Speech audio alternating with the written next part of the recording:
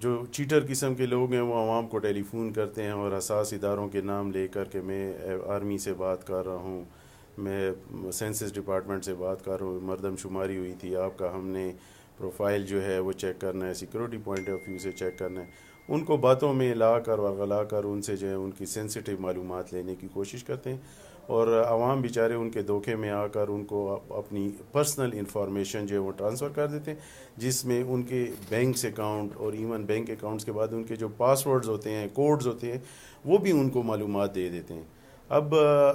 کوئی قانون ملک کا کوئی بھی کسی کو مجبور نہیں کر سکتا کہ وہ اس کی پرسنل انفارمیشن اسے مانگے، اور خاص کر ٹیلی فون کے اوپر مانگے۔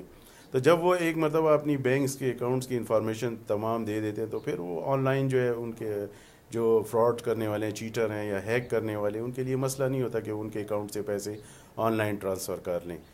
عوام جو ہے وہ احتیاطی تدابیر کر کے، اور اس میں جو سب سے بڑی بات یہ ہے کہ ان کے ذہن میں یہ ہونا چاہیے، ان کو معلومات ہونی چاہیے، ان کو پتہ ہونا چاہیے کہ کوئی بھی ادارہ، کوئی بھی افسر، کوئی بھی شخص ان سے ان کی پرسنل معلومات ٹیلی فون پہ یا اس طرح ڈائریکٹ نہیں مانگ سکتا۔ عوام کو چاہیے اپنی پرسنل معلومات ہرگز ہرگز کسی کو نہ دیں۔ یہ واحد راستہ ہے جو کہ ان کو امیجیٹلی جو ہے اس کو وہ روک سکتے ہیں اس فراڈ کو۔